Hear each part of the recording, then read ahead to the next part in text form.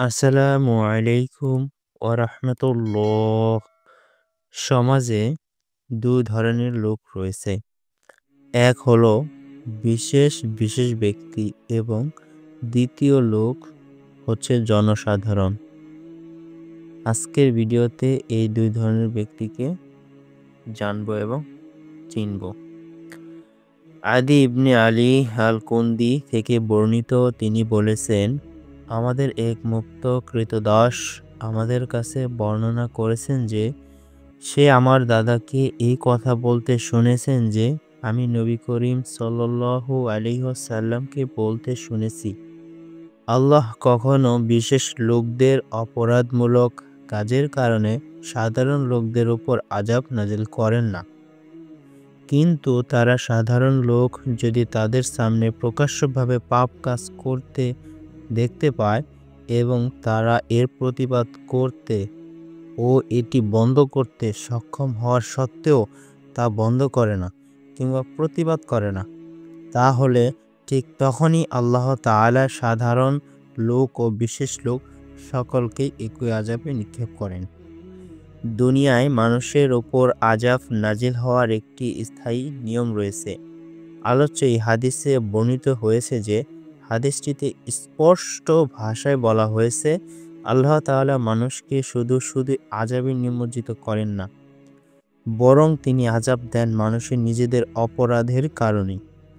তাতেই এই নীতি পালিত হয় যে বিশেষ ব্যক্তিদের অপরাধে সাধারণ মানুষকে আযাবে নিক্ষেপ করেন না। তখন আযাব আসলে তা সেই বিশেষ ব্যক্তিদেরই গ্রাস করে। সাধারণ মানুষ সেই আযাব থেকে রক্ষা পেয়ে যায়। এ থেকে প্রমাণিত হলো যে নবী করিম সাল্লাল্লাহু আলাইহি ওয়াসাল্লাম সাধারণভাবে মানুষ সমাজকে ২ ভাগে বিভক্ত করেছেন। এক হচ্ছে বিশেষ ব্যক্তি, দ্বিতীয় হচ্ছে জনসাধারণ।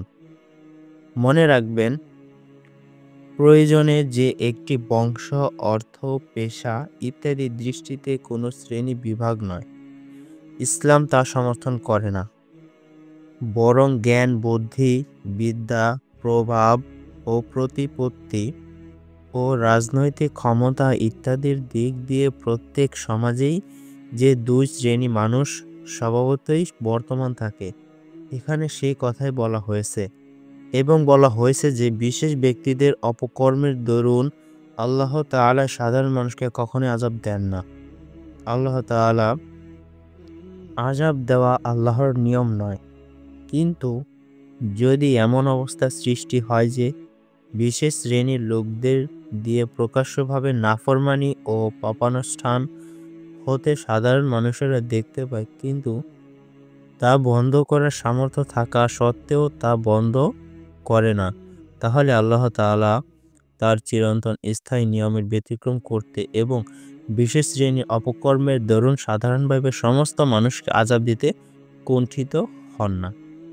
আলোচ্য হাদিস থেকে সুস্পষ্টভাবে জানা যায় যে ভালো কাজ হোক আর মন্দ কাজ হোক, সমস্ত কিছুই মূল চাবিকাঠি কার্যত সমাজের বিশিষ্ট জনদেরই মুষ্টিবদ্ধ থাকে। কিন্তু তা সত্ত্বেও সমাজে সেই বিশিষ্টদের নিয়ন্ত্রণ করা এবং তাদেরকে সঠিক পথে পরিচালিত করার ক্ষমতা প্রকৃতপক্ষে থাকে দেশের জনগণেরই হাতে।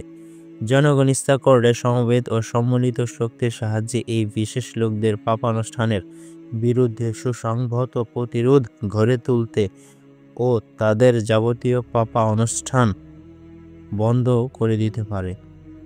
কিন্তু সাধারণ জনগণ যদি এই দায়িত্ব পালন না করে, তারা যদি নিজেদের সামনে সুস্পষ্ট নাফরমানি হতে দেখেও চুপচাপ বসে থাকে, এর বিরুদ্ধে কোনো প্রতিবাদ ও শব্দ উচ্চারণ না করে, যদি এর প্রতি বিন্দুমান নমনীয় প্রদর্শন দেখায়, এমনকি এই পাপাচারী দিন ও ইমানের দুশমন শাসক ও নেতৃবৃন্দকে পরিবর্তন করে আল্লাহর অনুগত দিন পালনকারী ও আল্লাহ ভীরু নেতৃত্ব প্রতিষ্ঠা করার জন্য সর্বশক্তি দিয়ে চেষ্টা না চালায়, তাহলে সকলে মিলে আল্লাহ তাআলার সর্বাত্মক আযাব আসার পথ সুগম করে দেয়।